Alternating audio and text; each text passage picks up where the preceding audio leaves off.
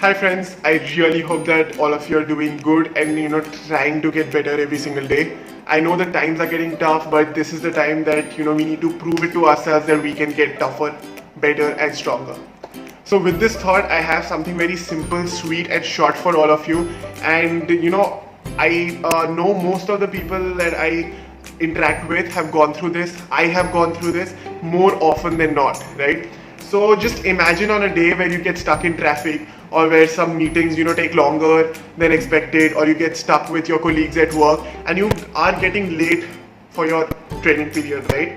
Or if you have commitments after your workout routine as well.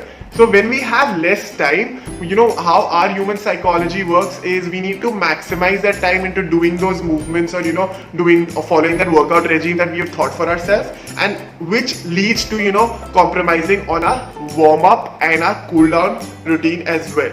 Now this video is going to lay a little bit of emphasis on the importance of a good warm up and importance of a good cool down routine, and why you shouldn't really skip it. So coming to the warm-up, what exactly is warm-up and what do you do in a warm-up? So warm-up is predominantly what you do right before getting into the workout, right before getting into the movements that you have planned for the day, right? So the first things first, it increases your heart rate. Now you've been sitting in the office the whole day, you have attended a lot of calls, you've attended a lot of meetings, but your work doesn't really require a lot of running around, right? Or a lot of lifting around, right? So our heart rate is obviously but naturally on a lower state. So when you are wanting to work out, your heart rate needs to be at that level, and a sudden jump in the heart rate would cause problems.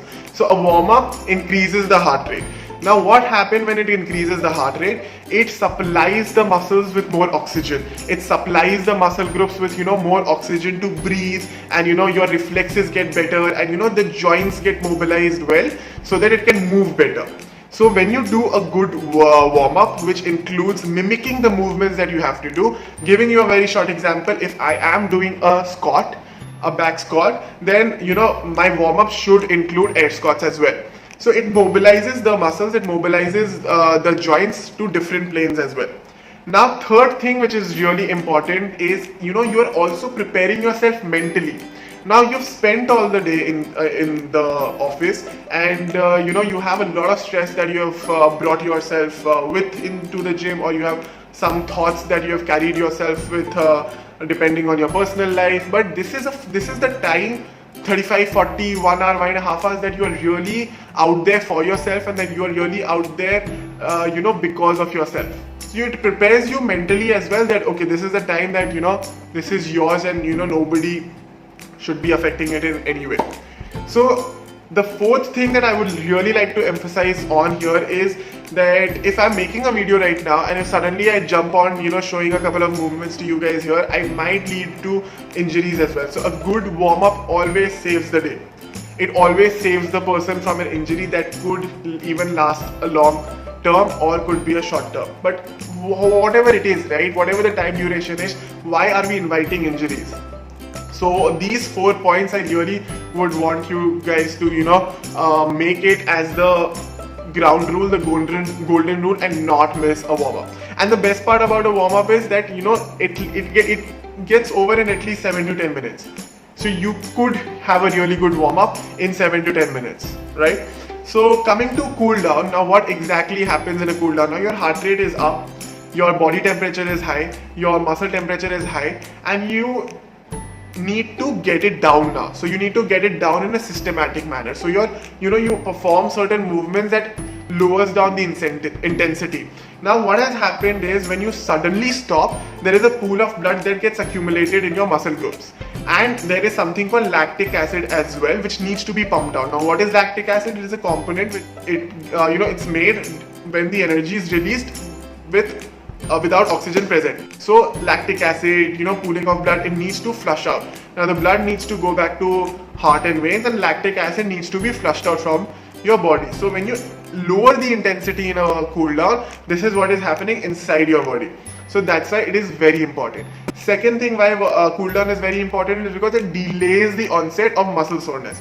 Now let's say for example I do a very heavy bench press, and then after I'm done with my bench press, without stretching or without getting on a cool down, I go back home. Now it is really unwise of us to think that I will not have any soreness on my chest or my shoulders, right? Because if I do not mobilize them or stretch them after, it is going to lead me to a soreness, and probably the next day I won't even be able to move it, right? It'll become that sore, also leading to pain. So when the temperatures are that high, probably it's the best time to work on our flexibility as well. So I could probably, do that. I could work on my shoulder mobility more, and so on and so forth. So it delays the onset of muscle soreness and prepares you to come back the next day stronger. It helps in the recovery of your body much faster than you would the other way around. So these are certain important things that happen to your body internally while you're performing a good cool down routine. Now, a good cool down routine could be easily for at least 5 to 7 minutes. So if you're running short of time, spend only at least 5 to 7 minutes for a good cool down session, and then you could probably carry on with the other commitments that you have. Now, one is not important, is not more important than the other. It has to go hand in hand. So do not compromise on one thing and do the other thing thinking that, okay, it's fine, but a warm up and a cool down goes hand in hand for you to perform better and for your body to recover and act and move better. So, this is my take on this, and it is an important piece of advice I'd like to, keep you guys in mind whenever you are going for your next training day. So, whatever it is, let's not try and skip our warm up and cool down. I have done this, so many people around me have done this, but that doesn't really necessarily mean that it's right. Let's save ourselves from injuries and let's perform better, because these two things enable us to perform better and push ourselves better as well. So with that thought, guys, I'd like to bid adieu, and I hope that again we are making one small effort a day or a week probably and becoming a better version of ourselves. This time really requires us to. Cheers guys, thank you so much for watching this video, and please stay tuned for more videos like these. Thank you.